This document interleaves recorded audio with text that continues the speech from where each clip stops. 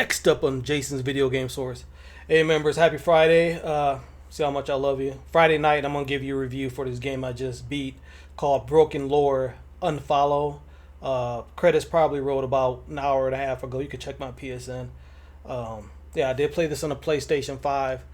I'm not going to waste your time with the bullshit. I'm going to give it an 8 out of 10. I think it's a great indie survival horror game that has a lot to do with social media culture, the bad parts of it to me, and you play as Anne Somnium, who's a young woman, and you're gonna tackle all of her mental illnesses, all her trauma issues that she has in a horror game.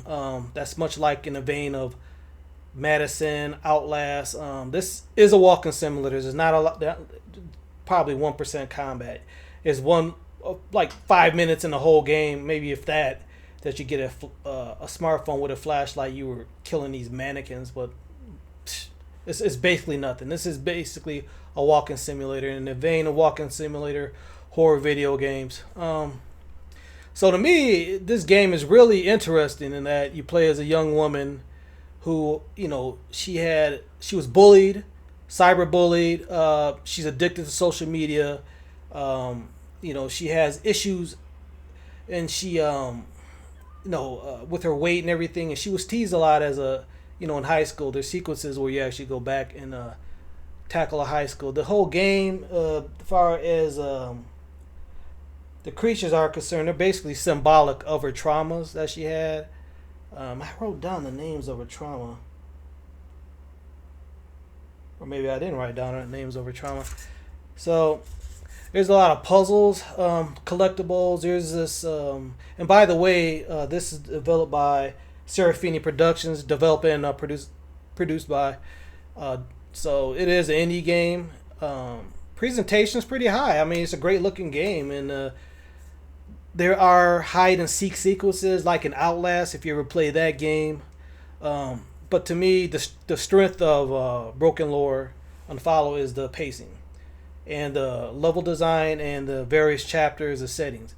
There's some weirdness towards the last 3 chapters of this game. There's 7, I believe, chapters in this game. It's a short ass game, man. This is 3 hours if that, and the price, like I said, is $19.99 without the deal. So it's a little too high. That's the biggest negative as far as I'm concerned. But the Broken Lore, I just learned probably 2-3 right when I started playing, is that it's a universe.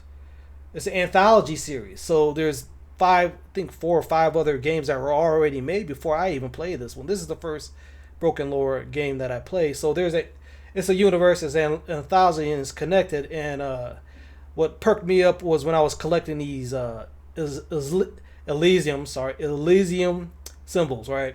And they basically have this, weird, static android voice saying that, they're talking about corporate, drugs, and you're being tested and this and that. So it's very interesting behind all of this, right? That Anna is going through.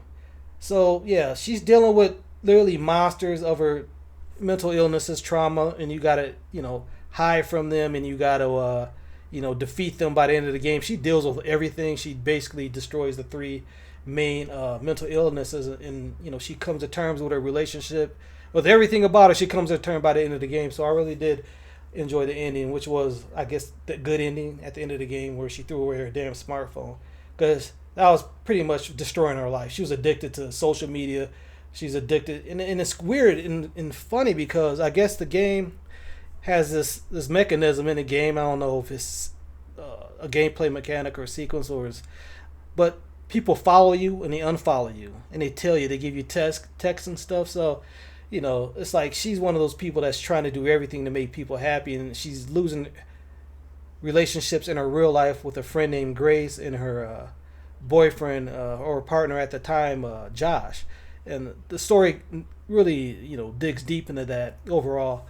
Like I said before, the presentation of this game is really strong. I really like the visuals. The music wasn't that standout. There are jump scares in this game. I did jump one time. The first, I'll say a third of the game, I was kind of like, is this the same old hide and seek, horror walking sim? Because the first third of the game, you're basically walking around her house or apartment, and they're being chased, and you gotta avoid the masked lady. You gotta avoid various trauma monsters, hunting her and stuff. But after that, chapter 5, 6, and 7 really ended strong. I mean, uh, it really got weird. There was one level that was like a pixel art level where you had to deal with Josh, and you see how you treated him in a relationship and stuff, and she comes to terms with that, and she's running away from a balloon monster. Then there's another a level where she's like in a pool, and there's this girl, this influencer named Aki, who she wanted to be like, and she wanted her life. And then at the end, she's hunting Aki, and Aki's hunting her. So you're stabbing Aki, and you're trying to hide from Aki through these portals. It gets very weird, but I like that at the end. I mean, our minds are weird to begin with. None of us have a mind where it's not weird. We all got issues, right? So it was very interesting. I enjoy the hell out of this game as a horror game. I just wish it was longer for the money that you're spending for it. Like, to me, this game should be like $9.99 instead of $19.99. But it is a great game. It is a great game. It's just the price is a little too high in my opinion. Puzzles, collectibles. There's dolls. There's these TV shows you can watch, and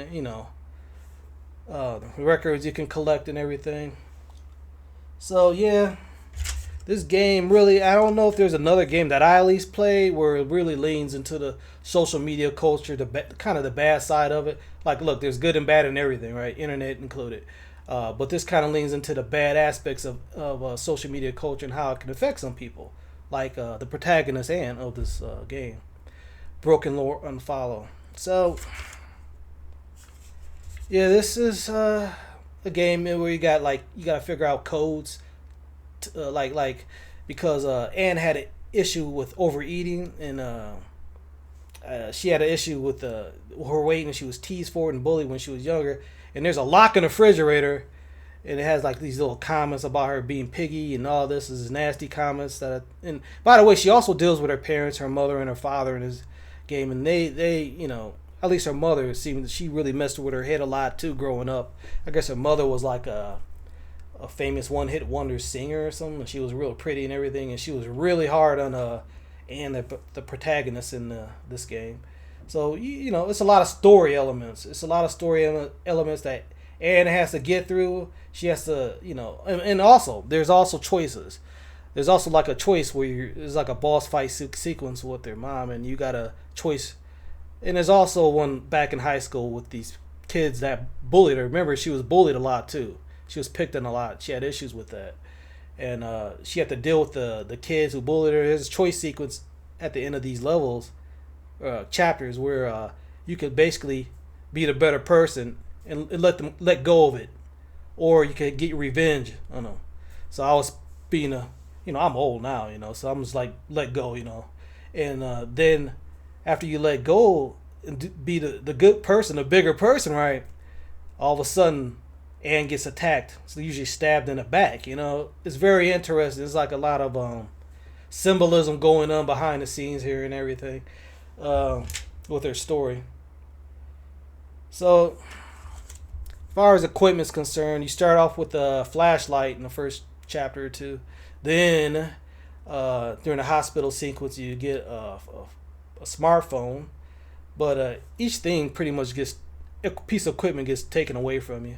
And you also get a lighter at the end of the game where you gotta basically avoid and get to the top of the belly of the beast. That's the name of the last level, chapter 7. So, is this game scary? Like I said, I jumped once. I think it was more to me. I don't get scared of a lot of games. The atmosphere is very tense and very thick. Okay, so you're heightened.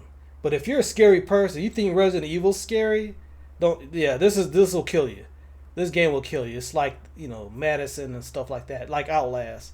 It's very atmospheric as far as tense. Like, you might raise your blood pressure. It's really tense. So they did a good job, pacing the scary moments, pacing the hide and seek moments, the various gameplay mechanics, the puzzles. And especially the levels at the last 3 levels, they really did a great job with the pacing and the feel and the look. Because Me personally, I don't want to play hide and seek the whole game.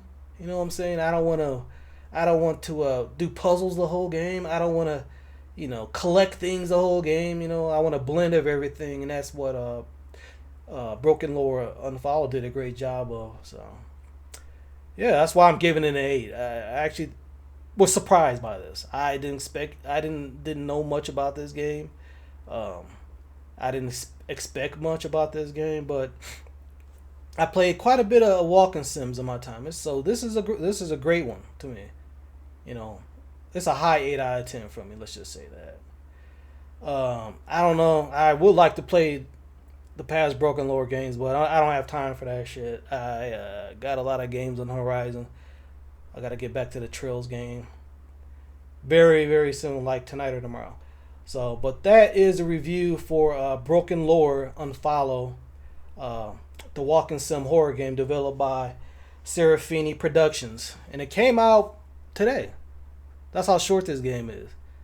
It came out today, January 16, 2026. For $19.99, there's a deal on PSN for you can get it for like $17.99, which is what I got it for. So, members, that's about it.